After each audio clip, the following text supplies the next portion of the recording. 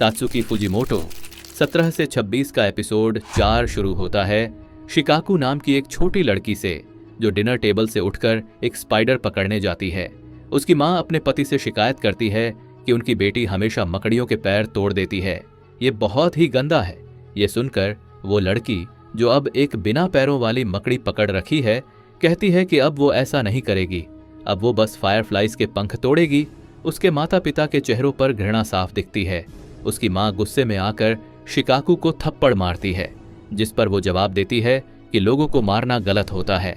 ये सुनकर उसकी माँ उसे तब तक पीटती रहती है जब तक वो खून से लथपथ नहीं हो जाती।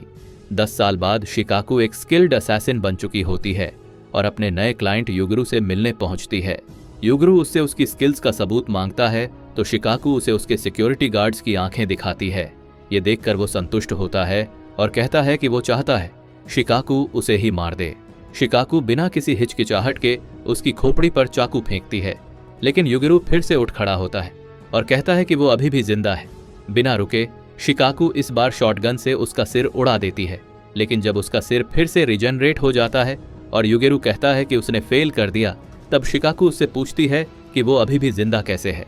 तब युगुरु बताता है कि वो एक वैम्पायर है, वो बहुत लंबे समय से जिंदा है और अब जिंदगी से बोर हो चुका है। फिर भी वो कहता है कि शिकाकू ने उसे थोड़ा मजा दिलाया, इसलिए वो उसे माफ कर देता है। शिकाकू कहती है कि वो उसे समझती है क्योंकि ये दुनिया उन्हें घुटन देती है। इस पर युगुरु मुस्कुराकर कहता है कि हम दोनों एक जैसे हैं। जब शिकाकू अपने घर लौटती है तो उसके दिल में एक अजीब सी चुभन महसूस होती है। वो युगुरु के बारे में सोचती रहती है, वही पहला इंसान जिसने उसे कभी समझा था, लेकिन उसे समझ नहीं आता कि वो ऐसा क्यों महसूस कर रही है। अगले दिन शिकाकू फिर से युगुरु के घर घुस जाती है और पूछती है कि उसे दिल में इतना दर्द क्यों हो रहा है।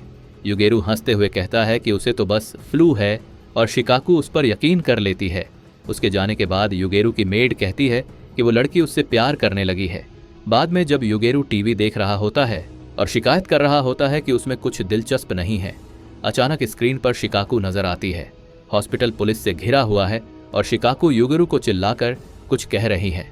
पुलिस उस पर गोलियां चला रही होती है, लेकिन शिकाकू खुश होकर चिल्लाती है कि उसे कोई बीमारी नहीं है, बल्कि वो प्यार में पड़ गई है। युगुरु 400 सालों में पहली बार ठहाका मारकर हंसता है और कहता है कि ये लड़की वाकई में बहुत इंटरेस्टिंग है। जब वो हॉस्पिटल पहुंचता है तो वहां लाशें बिखरी पड़ी होती हैं और हॉलवे के अंत में शिकाकू खड़ी होती है, बुरी तरह जख्मी, शायद मरने वाली, लेकिन फिर भी वो उसे मारने के बारे में सोच रही होती है।